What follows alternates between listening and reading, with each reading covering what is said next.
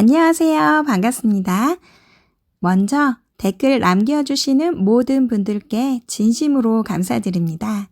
어쩜 그리 댓글을 예쁘고 화려한 글솜씨로 남겨주시는지 언제나 볼 때마다 은혜 받고 감동받고 있습니다. 감사합니다.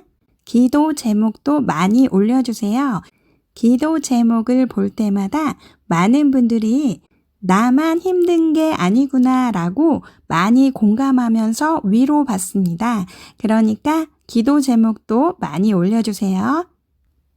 댓글로 공유해 주시는 모든 내용은 보는 분들이 많은 위로와 큰 힘이 됩니다. 간증과 일상생활 주님의 이야기를 많이 올려주시면 감사드리겠습니다. 오늘의 첫 번째 내용입니다. 성령님과 소통하여 대화하는 수준까지 올리기 위해서 갖추어야 되는 두 가지에 대해서 말씀드리겠습니다. 첫 번째는 정직함입니다. 주와 친해지려면 우리가 솔직해야 합니다. 친한 사람과 비밀을 나누는 것처럼 하나님 아버지 예수 그리스도와 친해지려면 이 친밀함을 유지하려면 먼저 정직함, 솔직함을 갖추어야 합니다. 시편 11장 7절입니다. 여호와는 의로우사 의로운 일을 좋아하시나니 정직한 자는 그의 얼굴을 배우리로다. 이 말씀처럼 정직한 자가 하나님의 얼굴을 배울 수 있고 성령님과 대화할 수가 있습니다. 두 번째는 거룩함입니다. 죄가 많은 사람, 세상과 친한 사람은 주님께 가까이 갈 수가 없습니다. 베드로전서 1장 14절로 15절입니다. 너희가 순종하는 자식처럼 전에 알지 못할 때에 따르던 너희 사욕을 본받지 말고 오직 너희를 부르신 거룩한 이처럼 너희도 모든 행실에 거룩한 자가 되라. 이 말씀처럼 예수님을 알지 못했던 과거에 정욕대로 살던 삶을 살지 말고 하나님처럼 모든 행실에 거룩함을 입으라는 뜻입니다.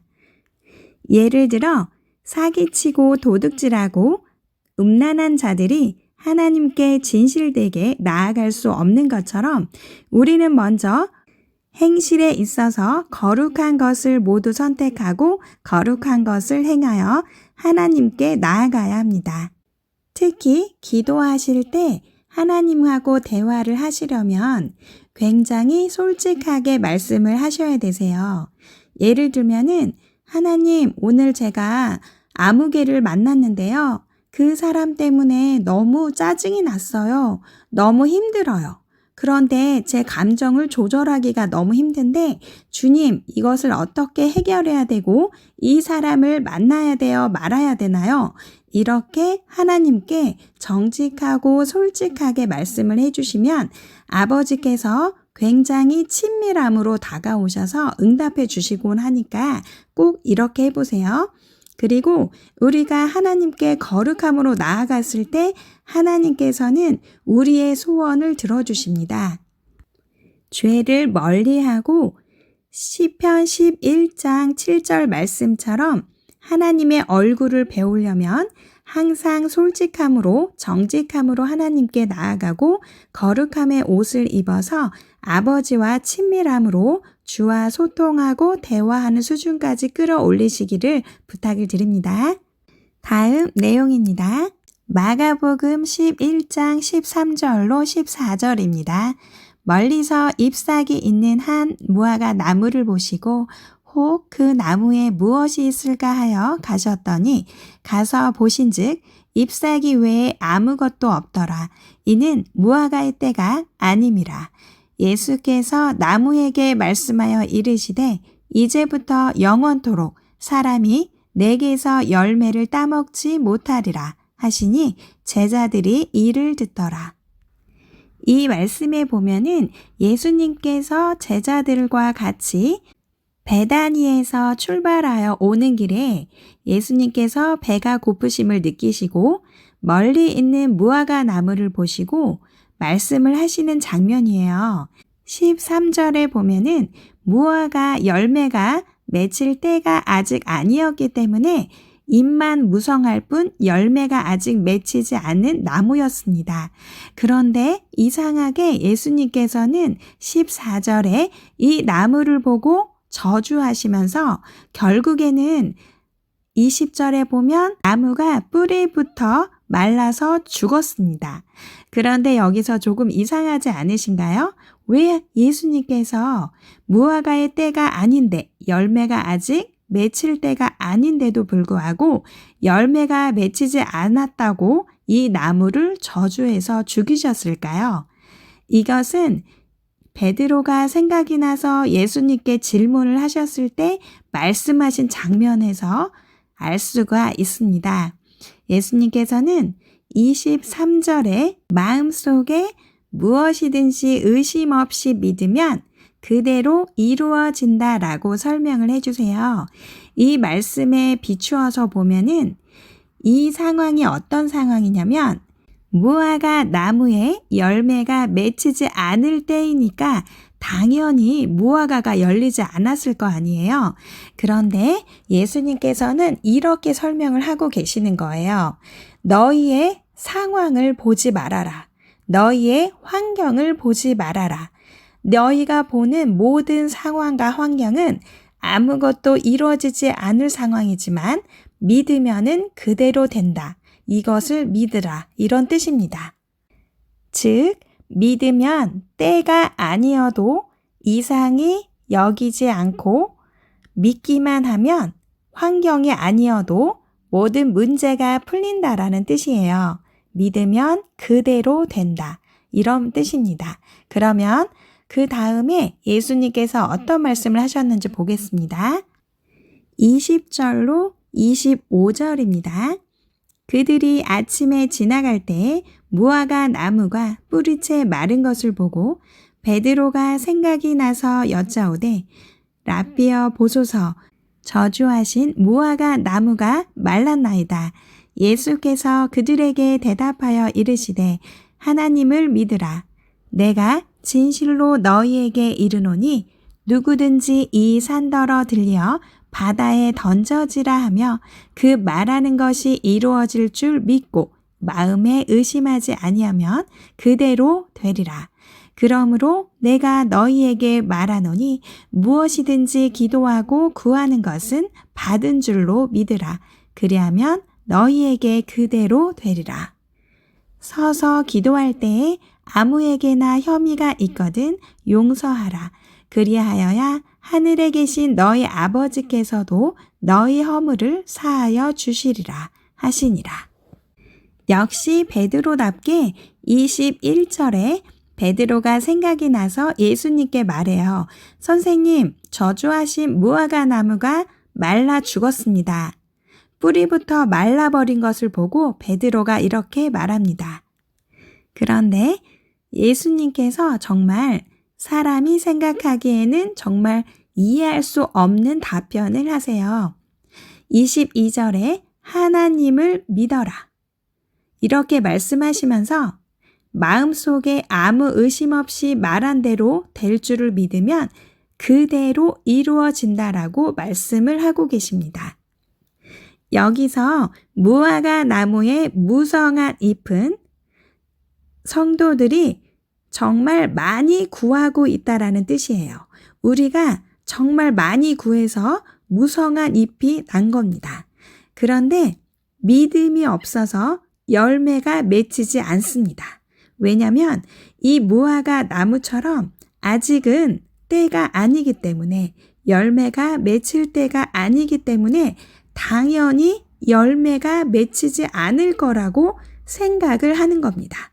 이것이 바로 의심입니다. 우리는 환경을 보고 문제를 보고 이루어질 수 없다라고 의심합니다. 마치 무화과 열매가 맺힐 때가 아니야. 당연히 열매는 맺힐 수 없어. 아무리 내가 전능하신 하나님께 기도해도 당연히 때가 아니니까 나무에 열매가 맺히지 않는 것처럼 내가 구해도 소용없어. 하나님께 구해도 기도해도 이 문제는 해결되지 않아. 이렇게 환경을 보고 낙심하고 구하긴 해도 의심하여 믿지 않는 것을 뜻해요. 그래서 이 무성한 입처럼 우리가 무성히 하나님께 구하지만 믿음이 없어서 환경을 보고 믿음이 없어서 열매가 맺히지 못합니다. 그래서 예수님은 이것을 말씀을 하고 계시는 거예요. 22절에 하나님을 믿으라. 23절에 의심하지 아니하면 그대로 되리라. 정리해서 말씀을 드리면 우리는 아직 때가 되지 않은 무화과 나무를 보고 열매는 당연히 맺히지 않을 거야 라고 환경이나 상황을 보고 의심하는 것은 저주받아서 죽을 수밖에 없는 결과가 되어진다는 거예요. 그래서 우리는 예수님이 말씀하신 것처럼 하나님을 첫 번째로 믿어야 되고 두 번째는 의심하지 말아야 합니다. 그러면 우리가 구한 것은 그대로 되는 놀라운 결과가 있습니다. 그리고 25절에 다시 한번 예수님이 이상한 말씀을 하세요. 도대체 25절은 이 무화과 나무와 어떤 연관이 있길래 예수님께서 이렇게 이상한 말씀을 하실까요? 25절을 보면 너희가 서서 기도할 때라는 말이 나옵니다. 역대상 23장 30절입니다. 아침과 저녁마다 서서 여호와께 감사하고 찬송하며 라고 되어 있습니다. 이 말씀처럼 서서 기도한다란 뜻은 주님 앞에 나아갈 때, 주님께 감사하고 찬송할 때, 주님께 기도할 때, 그러니까 주님 앞에 나아갈 때를 말합니다. 그러니까 25절의 말씀은 성령 받은 사람이 주님의 사람들이 주님께 기도할 때는 다른 사람과 원수된 일이 있으면 그를 용서해야 된다라는 뜻이에요. 하나님의 사람은 하나님께 나아갈 때에는 반드시 원수된 사람들을 용서하지 않으면 아버지께서 우리의 죄를 용서하지 않는다라는 뜻이 있습니다. 에베소서 4장 32절입니다. 서로 친절하게 하며 불쌍히 여기며 서로 용서하기를 하나님이 그리스도 안에서 너희를 용서하심과 같이 하라. 하나님이 예수 그리스도로 말미암아 쓰레기 같은 우리의 죄를 용서하신 것처럼 우리도 마땅히 우리의 원수된 사람들을 용서를 해야 된다는 뜻입니다. 그래서 서로 친절하게 여기며 불쌍히 여겨야 되세요. 우리는 모두 다 죄인이기 때문에 실수할 수 있고 죄를 지을 수 있습니다. 그렇기 때문에 서로 불쌍히 여기면서 예수 그리스도 안에서 용서하시기를 부탁을 드립니다. 마태복음 18장 32절로 35절입니다. 이에 주인이 그를 불러다가 말하되 악한 종아 내가 빌기에 내가 너의 빚을 전부 탕감하여 주었거늘 내가 너를 불쌍히 여김과 같이 너도 내 동료를 불쌍히 여김이 마땅하지 아니하냐 하고 주인이 노하여 그 빚을 다 갚도록 그를 옥졸들에게 넘기니라. 너희가 각각 마음으로부터 형제를 용서하지 아니하면 나의 하늘 아버지께서도 너희에게 이와 같이 하시리라. 마태복음 18장에 나와 있는 내용은 왕이 큰 빚을 진 종을 불러서 불쌍히 여기고 풀어주고 빚을 탕감해 주었습니다. 그러나 그 종은 자기에게 작은 빚을 진 친구를 감옥에 넣고 갇히게 했습니다. 이것을 왕이 알고 다시 그 종을 옥에 가두었다라는 말입니다. 35절에 보면 마음으로부터 형제를 용서하지 아니하면 하늘 아버지께서도 너희에게 이와 같이 하시리라. 이렇게 말씀하고 계세요. 이 말씀은 넓게 말씀드리면 용서하지 않았을 때는 우리에게 구원이 없다라는 무서운 말씀입니다. 다시 정리하겠습니다. 우리가 이 땅에서 열매를 맺고 구한 것이 응답이 되려면 첫 번째, 믿음이 있어야 합니다. 두 번째, 용서해야 합니다. 믿음으로 때가 되지 않았다, 상황이 되지 않아, 이것은 지금 환경이 되지 않아 라고 말씀하지 마시고 22절에 하나님을 믿고 23절에 마음속에 아무 의심 없이 말한 대로 된 줄을 믿으면 그대로 됩니다. 또 25절에 우리가 서서 기도할 때, 하나님 앞에서 기도할 때, 그러니까 성령 안에서 기도할 때는 원수된 모든 사람들을 용서해야 합니다. 믿음과 용서, 그러니까 의심하지 않는 믿음과 용서, 이 두 가지가 있을 때 우리는 이 땅에서 열매를 맺을 수 있고 구한 것이 그대로 응답이 됩니다. 뿐만 아니라 넓게는 구원에 이르는 축복이 있으니 이 무화과 나무에 대해서 많이 묵상하시기를 부탁을 드립니다. 다음 내용입니다. 주님께서 렙틸리언과 클론에 대해 설명하라고 하셔서 안내하겠습니다. 요한계시록 20장 1절로 2절입니다.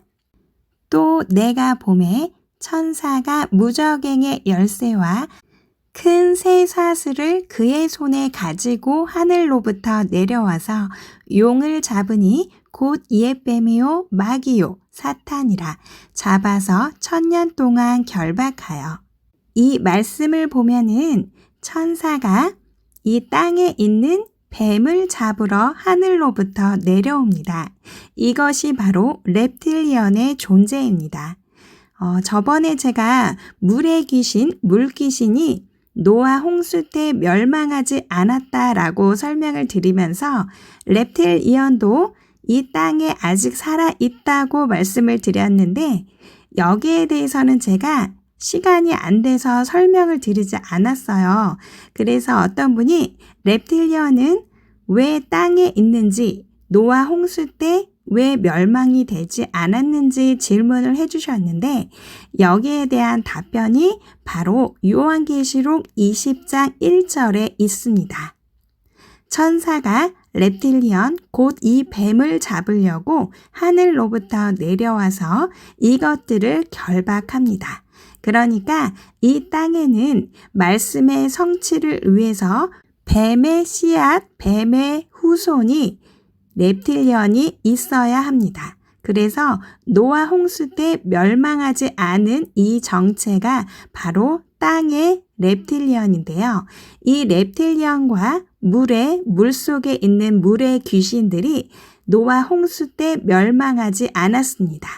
그런데 요한계시록에 있는 이 렙틸리언이 땅에 남은 사탄의 우두머리 존재들입니다.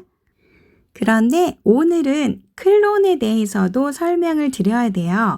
이 클론은 인간 복제 기술인데 이 기술은 예를 들면은 지금 현재 활동하고 있는 미국의 대통령 바이든부터 지금 지구에서 활동을 하고 있는 클론들이 있습니다.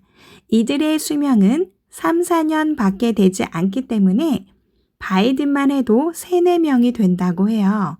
그런데 이 인간 복제 기술인 클론이 영생의 기술을 넣어서 영생할 수 있는 기술을 넣으려면 바로 저번 방송에서 제가 말씀드렸던 유전자 편집 기술이 들어가서 영생의 기술이 들어가야 합니다. 그런데 이 영생의 기술이 들어가려면 이 렙틸리언의 유전자가 들어간다고 해요. 그러니까 이 인간 복제인 클론을 DNA 편집 기술을 이용해서 reptilian 유전자를 삽입함으로써 영생하는 기술의 클론이 실현이 될 것입니다. 그러니까 영생하는 인간 복제 인간이 나온다는 말이에요. 이것은 이 기술은 짐승의 표와도 연관이 있습니다. 요한계시록 9장 6절입니다. 그 날에는 사람들이 죽기를 구하여도 죽지 못하고 죽고 싶으나 죽음이 그들을 피하리로다. 이 말씀을 실현하기 위해서 짐승의 표에는 reptilian 파충류 유전자 기술이 인간과 결합되는 기술이 들어갈 겁니다. 그러므로 이 기술을 실현하기 위해 특히 우리의 팔에 주입하는 주땡을 통해 영생의 코드를 666 짐승의 표에 삽입할 것입니다. 앞으로 어떤 팬데믹이나 경제 공황으로 인해서 이런 표와 칩 이식을 실행을 하면은 반드시 피해야 합니다. 이것을 하기 위해서 CBDC나 공항에서 지금 진행을 하고 있는 안면 인식 기술을 하고 있는 겁니다. 그런데 아직 목베임 시기가 아니다. 대환란 들어가지도 않았다라고 하면서 모든 현대 기술은 편리하니까 받아들여도 된다. 이렇게 말하는 대형 교회 목사들이나 거짓 선지자들로 하여금 이런 말들을 하는 분들의 말을 듣지 마시고 이 부분을 우리는 성령님께 여쭤가면서 반드시 묵상해야 합니다. 아마도 추후 이런 내용들은 아마 다 삭제될 것이라고 예상이 됩니다. 그래서 먼저 깨어나신 분들이 이 부분을 알고 묵상을 하셔서 많은 분들께 이 재앙을 피할 수 있도록 전달 부탁드립니다. 그리고 아직은 네이버 블로그에는 이런 내용들이 삭제가 되지 않고 있기 때문에 네이버 블로그를 통해서 reptilian이나 인간 복제 클론 이런 것들 그리고 CBDC, 짐승의 표 이런 것들을 많이 검색해 보시고 묵상을 해 보시고요. 지금은 안면 인식 기술과 15분 도시나 부산에서 실행되고 있는 좀비 팬데믹 테스트 같은 것을 반드시 내용을 찾아서 정보를 보시고 확인하시기 부탁드립니다. 현재 가축은 물론이고 신생아에게 주땡 주입을 만약에 거부할 시에는 3천만 원 이상의 벌금과 징역형을 시행하는 법을 추진하고 있습니다. 이것은 어떤 성분을 우리에게 주입시켜 그들의 어젠다를 실현하려고 하는 것입니다. 반드시 성령님과 항상 소통하여 우리가 정신 차리고 분별하고 어떤 것을 투여하지 마시고 어떤 불이익이 있더라도 피할 것은 피하시기를 부탁을 드립니다. 또 지금은 개인 농사법도 막는 법을 추진하여 그들의 식량난으로 사회주의 실현을 실현하고 있는 중입니다. 대환란이 아직 오지도 않았는데 이 진통의 시간에도 이렇게 무서운 일들이 벌어지고 있기 때문에 현재 일어나고 있는 일들에 대해서 많은 소식을 많이 정보를 찾아서 보시고 하나님께 여쭈어 가면서 피할 것들은 피하시기를 부탁을 드립니다. 아시는 분은 아시겠지만 지금 유독 유튜브에서 많은 소식들을 올릴 수 없도록 계정을 삭제시키고 있습니다. 이런 내용들을 많이 묵상을 하셔야 되세요. 어떤 내용을 올렸을 때 삭제가 되었을 때에는 이것들이 진실이기 때문입니다. 그렇기 때문에 이제는 우리가 성령님과 소통을 하지 않으면 살 수 없는 시대입니다. 하나님을 반드시 만나야 살 수 있습니다. 제 방송을 모두 들어보신 분들은 아시겠지만 이 진통의 시간도 생각보다는 길게 진행이 될 거예요. 그래서 우리가 지금 이 대환란이 시뮬레이션 되고 있는 이 시대에 살고 있기 때문에 많이 훈련하시고 초자연적인 능력들을 주님께 공급받아야 됩니다. 앞으로 세계는 점점 사회주의가 될 것이며 경제 공황과 식량난은 점점 더 심각해질 예정입니다. 그래서 그리스도인들이 살아남기 위해서는 이 대환란이 연습되고 있는 이 상황에서 우리도 초자연적인 능력으로 마치 대환란에 있는 것처럼 살아남는 연습을 진행하셔야 되세요. 주님의 초자연적인 능력은 하나님 입장에서 보면 자연적인 능력입니다. 그렇기 때문에 이스라엘 백성들이 광야에서 겪었던 모든 능력과 초자연적인 하나님의 은혜를 지금부터 연습하시고 활성화시키셔야 합니다. 오늘은 여기까지 하겠습니다. 여러분들의 사랑 때문에 제가 요즘에 아주 힘든 상황에 있는데도 너무 행복합니다. 다시 한번 말씀드리지만 댓글로 위로해 주시고 힘주시는 모든 분들께 진심으로 감사드립니다. 너무 사랑합니다. 오늘도 행복하시고 항상 주님의 기쁨의 능력으로 승리하시기를 바랍니다. 감사합니다. 샬롬.